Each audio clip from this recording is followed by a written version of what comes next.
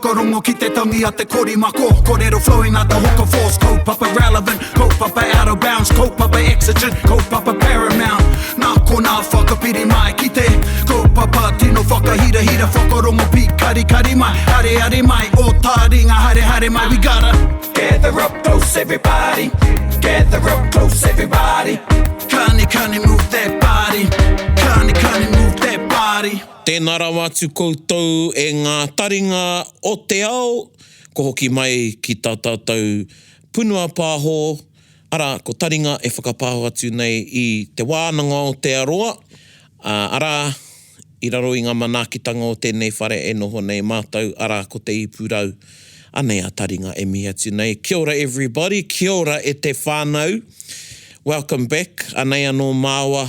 Ko taku hoa nei ko te puaheiri. Ko Snow, ko hoki mai ki te kōrero kia koutou. Kia ora e hoa, kia ora te puaheiri. Kia ora, tēnā koe Praone. Tēnā koutou katoa e ngai Taringa mā. Tēnā koutou katoa e te whānau. Ai, tēnā koutou, and I forgot. Here's your sound effect, te puaheiri. Ooh. Though even it's meant to be spring, but it's still like that down this. Not when snow's around. You don't know nothing, Jon Snow. You know nothing. Hey, when's the new series starting up? Not to another year. Yeah. Whakamutu atu. Whakamutu atu, and there you go, e te iwi, that is our kiwaha. Whakamutu atu. So it's two words, whakamutua and atu, and then you run the last a of the whakamutua into the a of the atu, and it's whakamutu atu. And you can say it whakamutu atu or whakamutu atu. Yeah.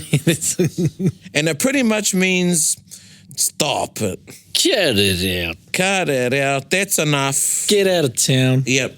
Yeah, so whakamutu atu. So, someone's ranting on and going on about something and you can say, whakamutu atu. Bro, that's enough. Yeah. Or like, bro, you were mean. Whakamutu atu, bro. Exactly. Yep, so whakamutu atu, and you might hear us using that a few times through today's show. So, nau mai hoki mai, ia taringa. E mihi atu nei, tēnā koutou. Nō reira, ko tā tātou kaupapa i tēnei rā. He tohu. So, tohu, e te iwi ngā tohu o te ao Māori. Now, when we talk about tohu, and I use this a lot, I must admit, when something happens and I say, oh, that's a tohu. Yep. So, tohu is a sign. Omens. An omen, omens. And they can be signs that we take or we read from the natural world. And even, actually, roto i te ao Māori, there's a sign for everything. Everything's a sign. Yep. Yeah. If something happens, then it can be interpreted as a tohu. Aye. I remember hearing, and I say too a lot now, is hea tēnei tohu. Aye. Yeah, hea tēnei tohu. What does the sign mean? Or is this a sign? He tohu tēnei. So we're going to have a conversation about that on Tikanga 101. And I believe in these tohu. Oh, aye, same. Very much so, yeah. And some people might say that some of them are superstitious. Riding down the wall. and even wives' tales, some of them. Yep. Engari, he pērā no e tahi o nā tohu o te ao Pākehā. Aye. But I do believe in the tohu. So so maybe just to start off with tohu, and it's an interesting one, and probably the most well-known one, I think, within te ao Māori, and sort of gives people goosebumps. Yep. And it's when a tīrai raka, or a pīwaia waka, or a tīwaia waka, or a pī waka waka, or a fantail flies into your home, or into your house. Yeah, let's go straight there, because I bet you everyone... Yeah, I think that, and that's a tohu. Yep. So in te ao Māori, that can be interpreted as meaning that as a bad omen, and that death is going to befall your family or someone in connection to you. Aye. The tīrai raka is seen as a harbinger of death. Aye. And it's in relation to the story of the tīrai raka laughing when Maui made his grand entry and exit. Into his kuia hene nui te pō, and the tīrai raka or the fantail laughed as he was entering her puapua. Aye. Puapua being another word for tara.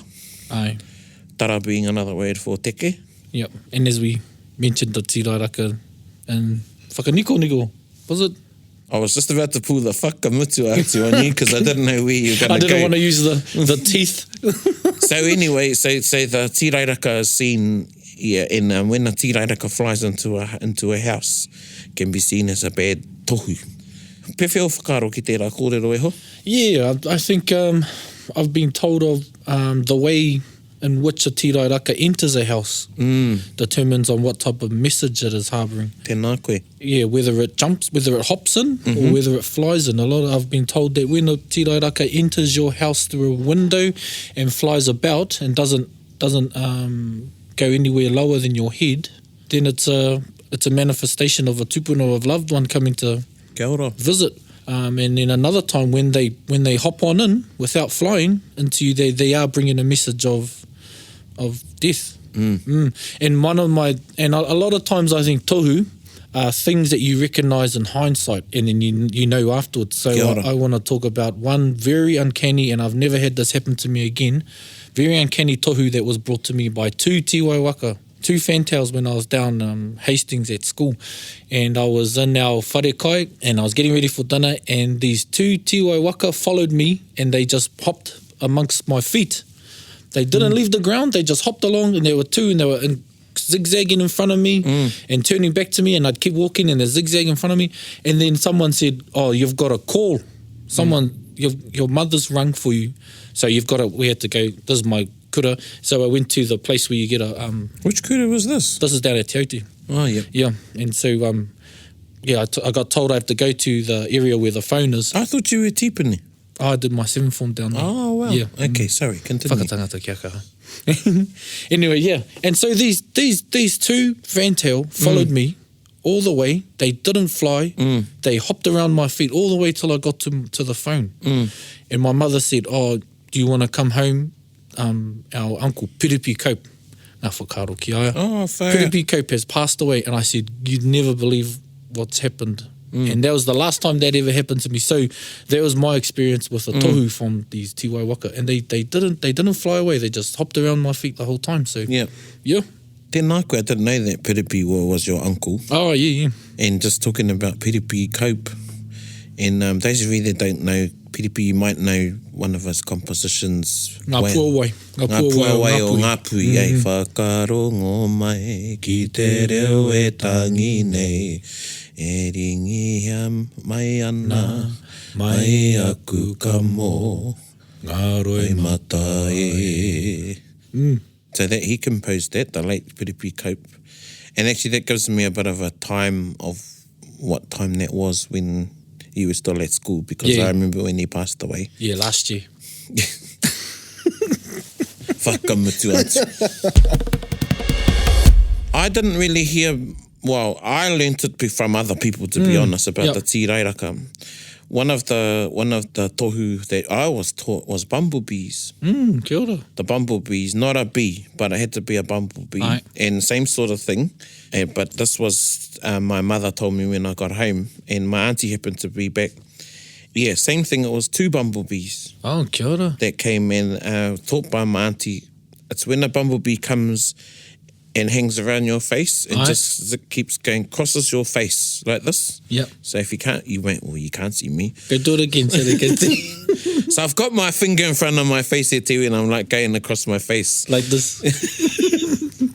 Whakamutu atu, so he can see. Anyway, and she sees if a bumblebee flies up and goes in front of your face, then that's a sign. It's coming to give you a message that someone has passed away. And on this particular occasion, there was two mate in our whānau. Oh, wow. So they didn't happen at the same time, but it's happened on the same day. So there's lots, and I think that's he tohu mate tērā. Aye. Hey, there's different tohu. Yeah. Tohu mate, it's not all doom and gloom, but unfortunately most of them are. Aye. Some of the tohu mate. And animals factor a lot in those tohu. Oh, very much so. Nā kararehe me ngā ngārara. Aye. So, of course, the tirairaka and the bumblebee is one. And tētahi roto i te ao Māori, tino kōrero tia nei, te mokomoko. Ai, kia ora. Te mokomoko or the lizard. And yeah, ara tētahi kōrero he ngārara whakapai huarahi. Ai. And I suppose that's the same as our black cat. Yeah. Nei roto i te ao Pākehā. Kia ora.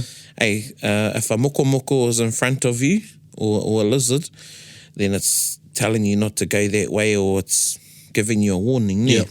It's also a kōrero if there's a tūpāpaku at a marae that you're going past that you should call in and stop out of respect. But we don't really do that these days unless we know who the tūpāpaku is. But I know a lot of kaumātua who, irrespective of that, if they know the person or not, they will stop at the marae to pay their respects. Well, I know because I know people they go, because they are of that marae, whoever's lying there, you are of kin of them. To them, you know. So I can see that. I've heard story about mokomoko. We have mokomoko is the name of a kaitiaki within the Waima Valley. And it's best you hear him before you see him. That's the kōrero. And he has a laugh of a man. So when you hear a laughing... What do you think it sounds like? Damn you, Bart Simpson. But yeah, that's one of the kōrero of mokomoko. I know one, they've been told when they were going on a track and a lizard was there and they wouldn't pass it, and then to find out that the cliff had fallen away. Yes. So I wouldn't question that. Yeah, I know in Tūhoi, ko tētahi o a rātou kaitiaki, and you know, these mokomoko are seen as kaitiaki as well, eh? And that's another episode, we took about kaitiaki. Yeah. But Tūhoi have a mokomoko or kaitiaki, who's a kaitiaki, and its name is Hikutaia. Kia ora. And Hikutaia, I've been told a story about the 28th Māori Battalion, and it was which company was the, like, Waiariki? Were they the D company, the B? Cowboys. I don't know. It was that. Anyway, there was a lot of tūhoi in this particular group of the battalion, and they were going down a track, same sort of a thing, and then this mokomoko came out, but he was identified. Well, I don't even know if Hikutaia is a he or a she, but they knew it was Hikutaia, and they said, ko Hikutaia. And the way that he moved told them that there was a taua in front of them. Oh, wow. Yeah, coming, so they hid. They hid, and sure enough, there was a much bigger German contingent, is what I've got told, that went past.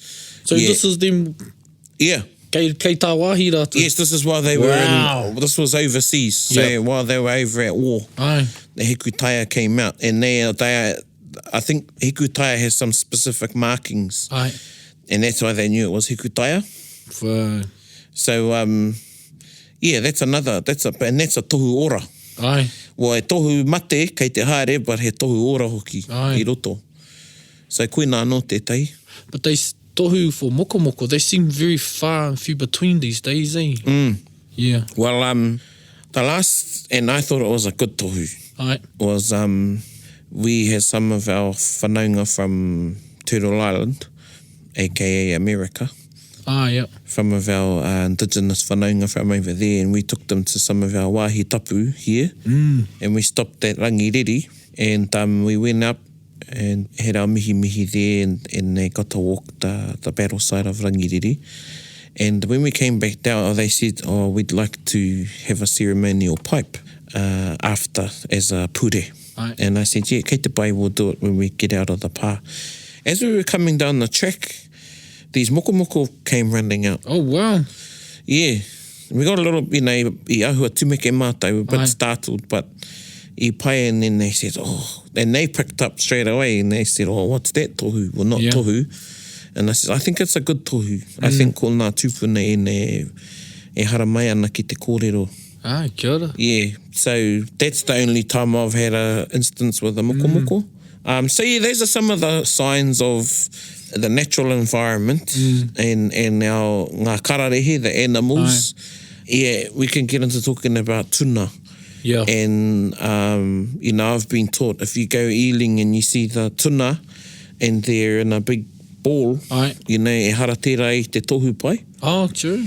Yeah, he tohu tērā me hoki ki te kāinga. You need to go home straight away. And my mum and auntie that told me about that. They were young and they went eeling with my karaua. And they got to their spot and Granddad saw the eels. They were in this ball and they were writhing together. Yep. And he says, oh, meo ki tātou ki te kāinga. Oh, wow. Yeah. And they got home and my kuia had a fall. Oh, heka. Yeah. So there's those tohu and there's, Yeah. and, you know, there's all sorts of tohu I roto I te ao, I te taiao. How a tree, you know. How a tree falls. How a tree falls, you know, it could be how the wind's blowing. Yep. And not everybody sees, you know, you have, it's a part, it's your wairua that feels it, and your intuition. Tō puku, I roto I tō puku, ka rongo koe, ka mohi o koe. Ai.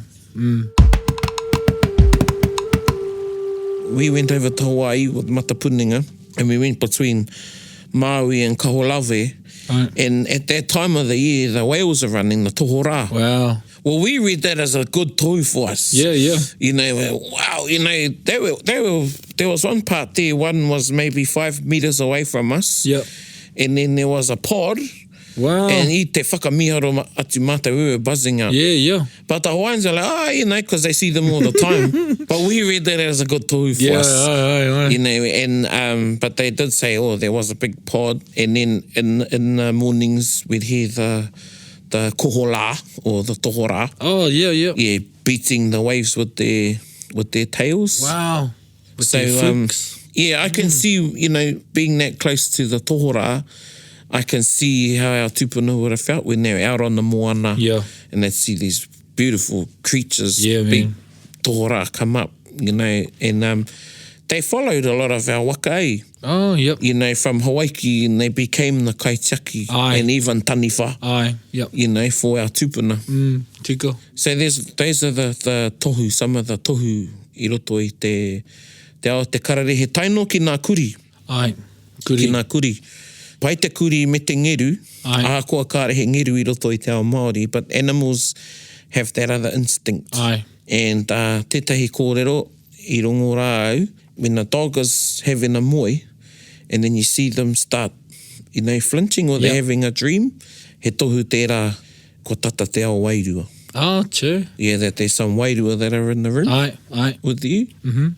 Yeah, so those of you who, you know, you dog owners out there, keep an eye on your dog. Keep an eye on your dog. They're pretending they're running in their sleep. Yeah. You never mean, yeah, whatever, they're just having a dream. But, you know, this is one of the kōrero. Yep. Our seats are collapsing around us at Iwi. If you're wondering what that tohu was. We have another one too that we follow quite closely is the kaiai or the kahu, the falcon or the hawk. And you can see it on our main roads these days because I think it's because they're accustomed to the roadkill. Yeah. But one of our kaumātua was when they were driving one night, a hawk came down, claws out in front of him and swooped past the windscreen and he goes, he tohu tēnā. So they stopped their car and they moved to the side. Yeah. And he got out of his car to walk up and there was a crash up ahead. And from that time on, he always told his kids that told us to watch the behaviour of the hawk when you're on the road. So if and it just means to be wary. So if they're down and eating some of the roadkill and they're perched, and you be careful of the kilometres ahead. Yeah. If you see them gliding above you and they're heading towards the way you're going, everything's fine at the moment. Even the way they swoop and the way they duck and dive or the way they fly. We hold those as tohu for us as we're travelling. Me too. Nahi and I hold those as tohu, the kahu. Yeah, so whenever we see the kahu and we're going along and we say, kia ora. Yeah. Yeah. Say he tohu tērā. Pehe nā ahuatanga o te haunga nā kararehe. E tai atu ahuatanga o te taiao, like the weather and te taiao, things like that, and the, you know, and uenuku, the rainbows, and there's lots of tohu there. Yeah, he maha ngā tohu mo te rangi a niwa, te uenuku. E tahi wā ka kite I ngā tai e toru, so if you only see 3 colours, it's meant to signify something else. I'm not too sure about them, but I just know of instances where if a rainbow is short in the sky, so it has no ending, has no grounding ends, And if it's straight in the sky, that means something else. I think a lot of times they are of disaster or catastrophe looms. Yeah. There's one I know, probably tētahi e mohi o whānui ti ana, is well, not to go under a rainbow. Oh, yeah. Yeah. So I'm quite thin about that. So there's been a few times we'll pull over because I don't want to go under the rainbow. And then Pakake, his interpretation of that was from the times of our tupuna when they were travelling at sea, that it could symbolise a storm coming. Oh, kia ora. Yeah, because, you know, it's the rains, so you'd stop your waka or instead of going under the rainbow because you're heading for the storm. You're heading towards it, Yeah. So there's been a couple of times I'll stop the car, pull over and wait for the rainbow to disappear. Yeah. Pehea te kohu. Te kohu? Yeah, te kohu. Well, I've seen the kohu move in mysterious ways, yeah. I have.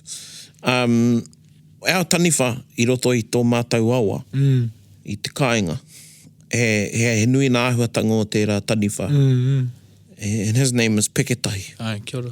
And he can be a tirairaka, and he can be the log, take the log form, and that's another tohu. Ai.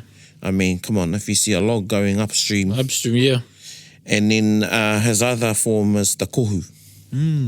But when he takes the form of kohu or mist, it's like a cloud. He's like a cloud. Aye. And you'll see him going up and down the river. Bit of a nimbus. Yeah. So that's one tohu I know about the kohu. And then, especially in this area, the kohu is connected with the patipaerehe. Ai, kia ora. So again, pending how the kohu looks, I know if you see like a cloud, but it's actually a misty cloud between Pirongia and Kakepuku, that's a bridge for the patipaerehe. Ai, kia ora. And also... what's the name of that bridge? There's a name for that bridge, eh? Ko warewa, karei te mohio. And, but, you know, ko te atu kōrero, nā Jared tēnei kōrero, that they also travel on the uira. Ah, kia ora. On the lightning. Ai. Just to go back to the uenuku, to the aniwani one, this is one experience, and this is probably really one of those uncanny tohu experiences, was we were on our way from Rotorua to Hamilton to the Waikato of University graduation parties, or some of our friends a long time ago. And as we were travelling through Mamaku, 3 of us were drinking in the car we were in. And I'll say we were merry, but we weren't, you know. And except for our driver, of course. He was very, very sober. And as we were driving, I looked out the window and it was about 10 o'clock at night. If I remember, it was dark anyway. And I looked out and it was dark, but I could see uenuku. I saw a rainbow, bright as, shining in the sky like it was day. Ai. And I got a big, big fright. And I punched the back of the headrest of my mate in front of me. And he looked out the window. And I didn't tell him, I just said, look. And he looked out the window and he said, whoa, a rainbow. And then we went past a stand of trees. Ai. And we got out the other side. By the time the other two looked at it, disappeared. Anyway, my mate starts freaking out and he's going, oh, bro, what does that mean? And I said, I think we should turn around. I'm getting this feeling we should turn around. And our other two went, whakamutu atu. Yeah. We're going to this party and then I said, I think we should turn around. Well, what happened was the car died. Oh, heck. The car died and we ended up getting stranded on the side of the road. And our mate hitched back into town, the driver. We stayed with the car and he came back with his dad and towed us. Oh, heck. But later on, it was in the paper and we'd been told by the drivers coming the other way later that there was a landslide. Oh, wow. On our side of the road. Oh, heck.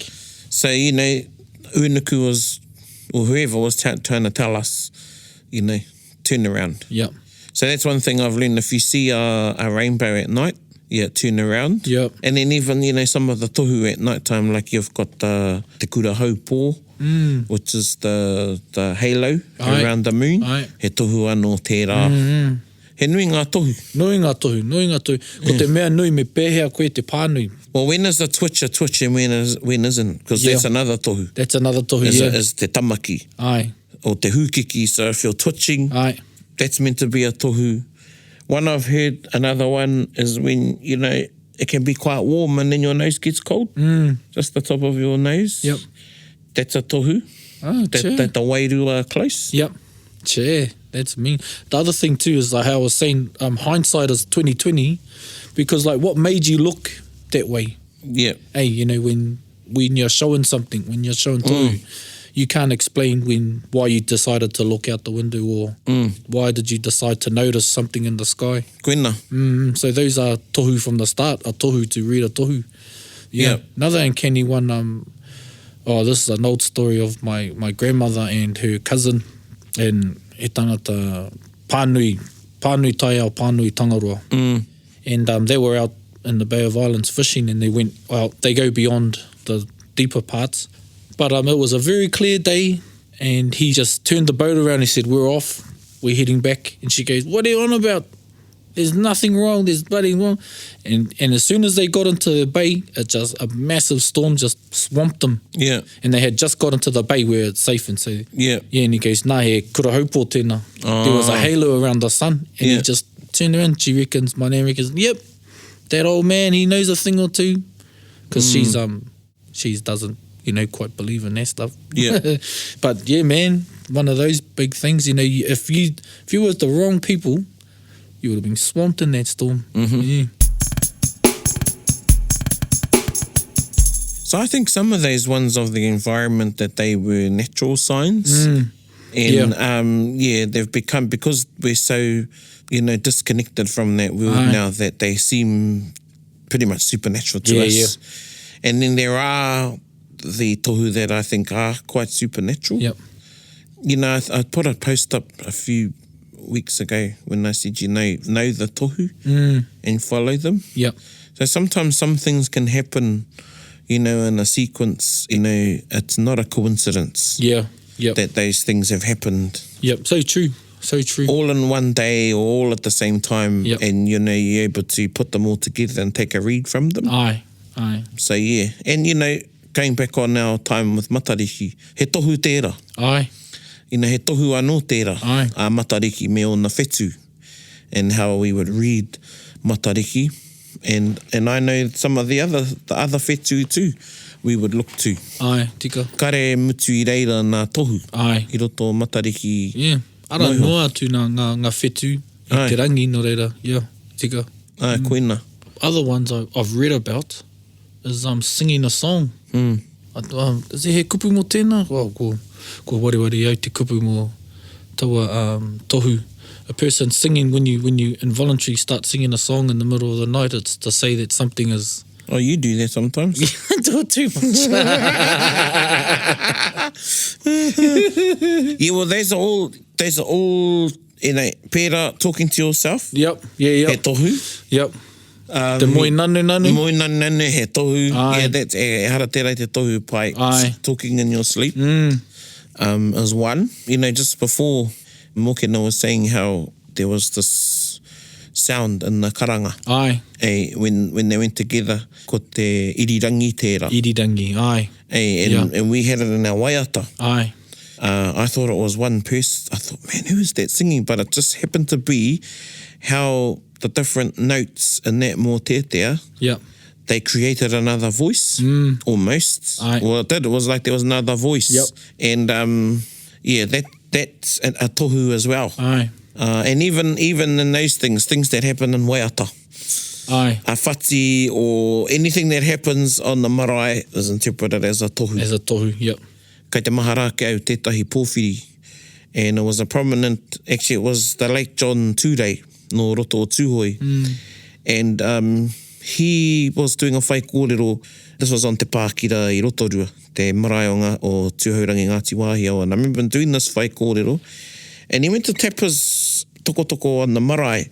And the subject, I remember, was quite, it was heavy. Aye. A lot of the kōrero that was coming out.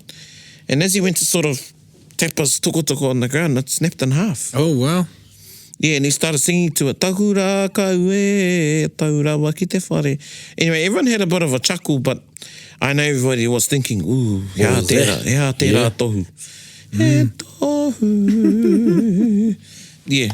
Sometimes now whenever I see a tohu, I believe something is a tohu. That song just naturally comes Yeah, out. yeah. He tohu. Gather up close, everybody. How does one interpret a tohu? Or how can you interpret a tohu? Do you go by way of your gut? To me, I think it's an instinctive thing. Your tuition is... Koina hoki. Yeah. Koina hoki. Yeah, e pērā anō, you know, if we were to get into the tohu in our dreams, so there's some moemoea, he moemoea noiho, but then there are some moemoea that there are tohu in those moemoea. And we would go to the matakite or the people that had that gift if we felt, there's something in this moemoea that I'm getting a feel of. And sometimes things that could be, you know, I've been told that the death of somebody actually means that something's going to change in their life. Ai, kia ora. You know, it doesn't mean that they're going to die. Yeah, there's a rebirthing of some sort. And I think we need to be careful with this kaipa because there's a lot of people listening. There's my creaky chair. He tohu needs some CRC. And that's what, you know, and everything is, you know, we don't want to go silly on reading everything as a tohu and getting all hopo. Ai, tika. About particular things, you know? Yeah. Because, otherwise we wouldn't get anything done. Ai, I'll see. Couldn't find my left sock. Still had to go to work. and that's why I think, you know, a lot of these old beliefs we sort of let go. Aye. So we could operate in the world. Otherwise, we'd be reading everything as a tohu. Yeah, tika. But there are times when, again, going back to your kōrero about the gut, where you know, i roto i tō puku, you can feel that this is a tohu or this is a message. And that's the other word I think we didn't say was that tohu are messages. Yeah, tika. Yeah. They can be messages, they can be reminders. Yeah, don't take them that tohu are always bad. Yeah. But they're messages from te wairua. Reminders, nudges. Yeah. Sometimes. Tika. Koira katoa. Aye. And this sort of ties into in our previous episodes where we talk about whakapono. You know, it's your whakapono will tell you, will let you know what it is that you need to know. Yeah, and just going back to on tō kōrero pehe tō whakamaori, how do you interpret them? How do you read them? If in your puku you feel something, then he tohu. He tohu. And even Mokena, he's gotten used to us saying that. He tohu, and I think it's rubbed off on him too. We can hear a bandsaw somewhere or some sort of saw, so I think that's a tohu that we should cut the conversation in. Or was it a motorbike? Oh, a chainsaw, there you go. So we're in close proximity of a lawnmower shop. and they test out various mechanisms of the gardening type. And there you go. And the others are just my pateros. Whakamutu atu. Or a lawnmower, we would say, cut it out. Cut it out. Hoi no, koe na kanui pe tēnā. Ai. E ho, te kōrero mō ngā... Koe maha tonu nei ngā kōrero, but he pai tonu ke whakahua ki ngā iwi e hihia ana te rongo. Yeah, it might generate some thought and maybe some discussion amongst yourselves in regards to the tohu that we see i roto i te taiao. But I suppose too, finishing off some of the quite explicit tohu that our ancestors could read. Aye. And, you know, with it being spring, you know, ka rongo te tangi o te pipi wharauroa. Aye. So those are some of the tohu of the environment that we were able to read at one time. So the calling of the song of the pipi wharauroa. Pipi wharauroa flies, comes over in the springtime, and it's a sign of when it's warming up. Aye, tika.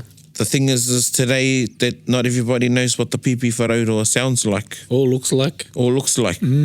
So those are some of the tohu of our natural environment that I think were quite prevalent at one time, but aren't. And it's because we had more of a physical connection. Yep.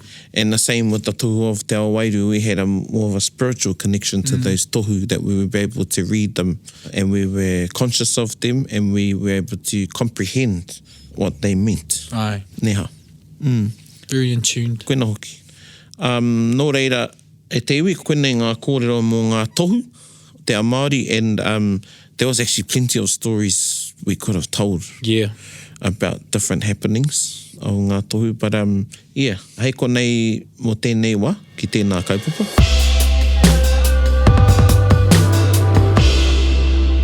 Ko te waiato o te wiki, ko Te hokinga mai. whakarongo mai. Whakarongo mai. Te hokinga mai.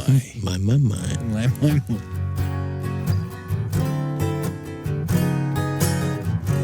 Tangi a te ruru, kei te hoki, hoki mai e. E whakawhero i te pūtahitanga.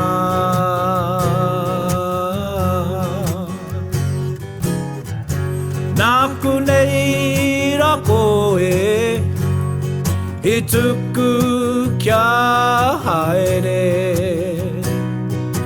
Te rapuriti a iho, nui raua te aroha e. Te hokinga mai, tēnā koutou.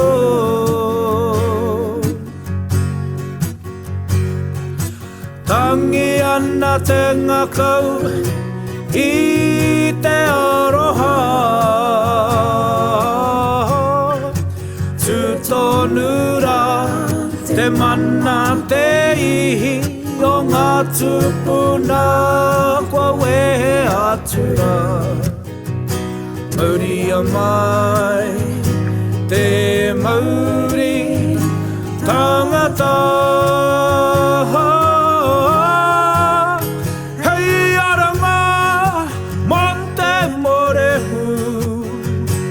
Tangi mo kaine, he rapu ana I te ara tika mo tātou katoa. Te hokinga mai, tēnā koutou. Tangi ana te ngakau, tangi ana te ngakau I te aroha. Tūtonura te mana te ihi o ngā tupuna kua wehe atura. Mauri a mai, te mauri tangata.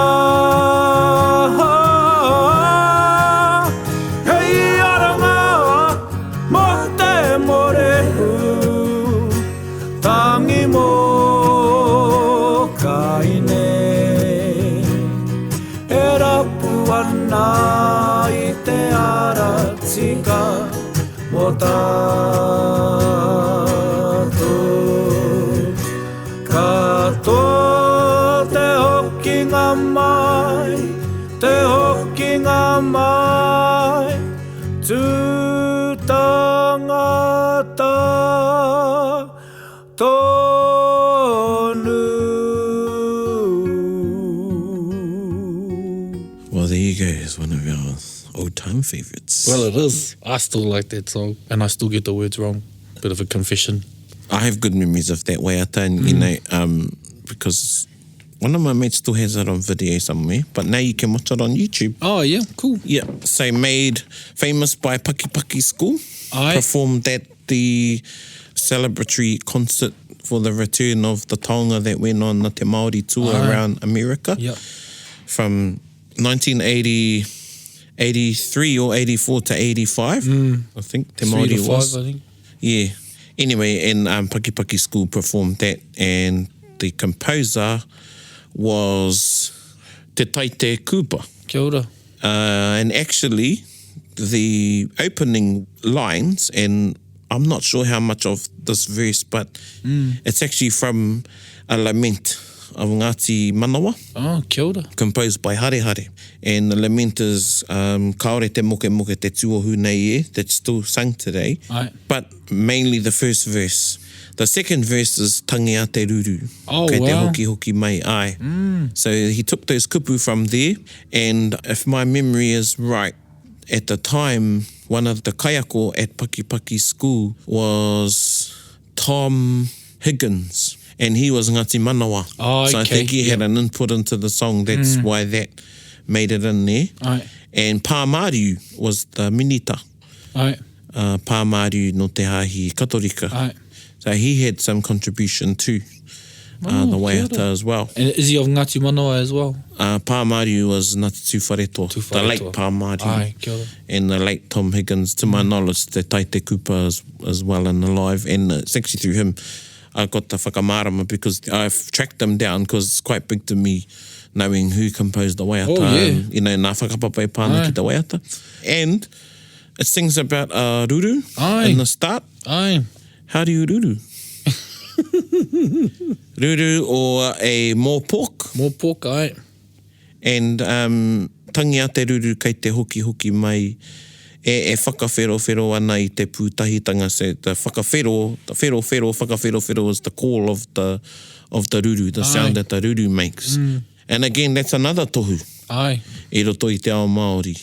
Along with the tirairaka. So, in our whānau, one of our kaitaki is the ruru, or our hapu really. Ai.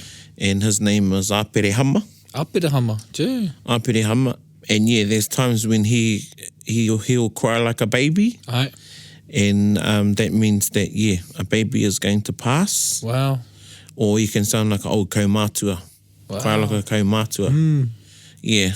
He's also known to follow people on the tracks. Yep. As a kaitiaki. Kia ora. And and when I was in Ruatahuna staying with Rangi, we stayed at his pa, his marae at te whai te motu. And I remember getting up early in the morning to go hariki te mimi and he put au te kuaha o te whare nui. And I reira i te mahu, I saw these two yellow eyes looking at me in the dark. And I got a bit of a fright. Yeah.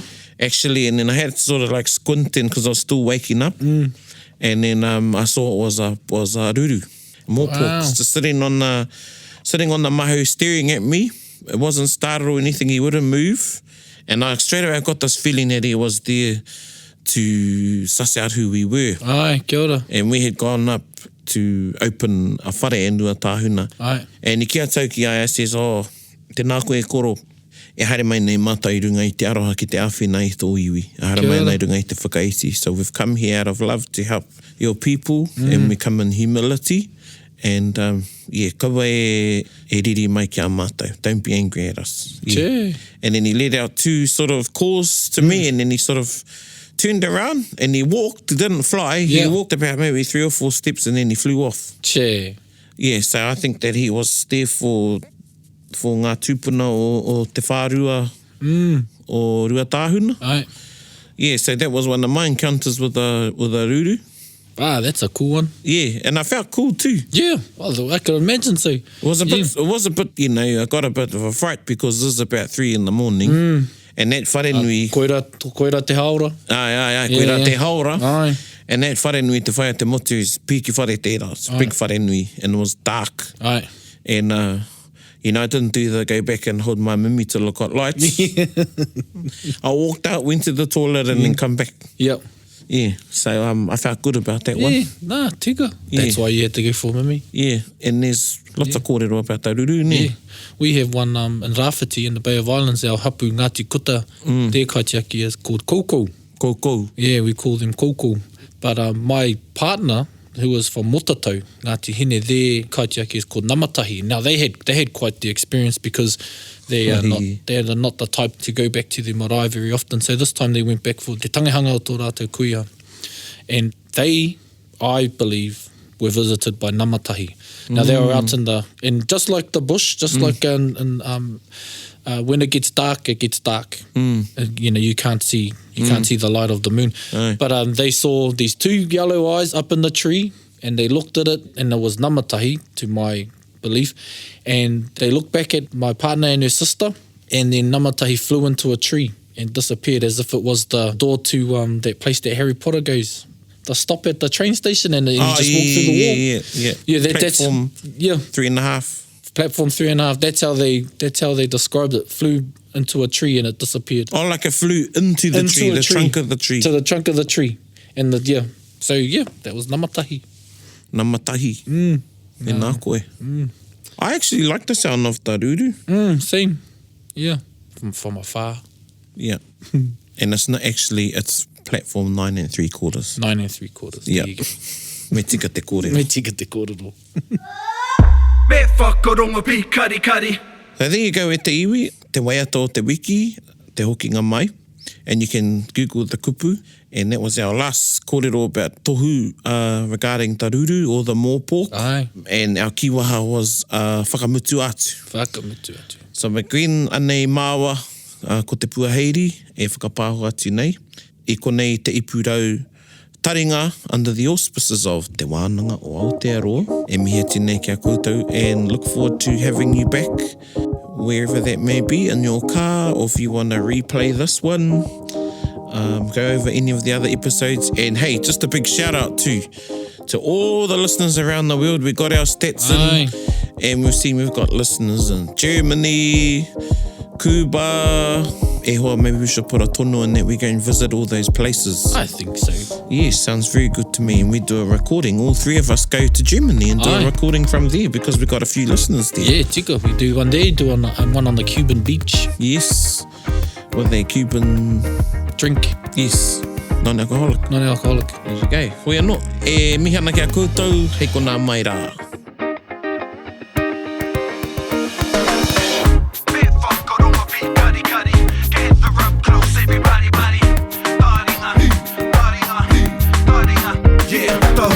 Yo, whakarongo ki te tangi a te korimako. Kōrero flowing out the hook of force. Kaupapa relevant, kaupapa out of bounds, kaupapa exigent, kaupapa paramount. Nā kona whakapiri mai ki te kaupapa tino whakahira hira. Whakarongo pi kari kari mai, hare hare mai. O Taringa hare hare mai. We gotta gather up close everybody. Gather up close everybody. Kani kani move that body. Kani kani move that body. Taringa. Brought to you by Te Wānanga o Aotearoa. To listen to more episodes, search for us on your podcast app and subscribe. Taringa. Whakarongo mai.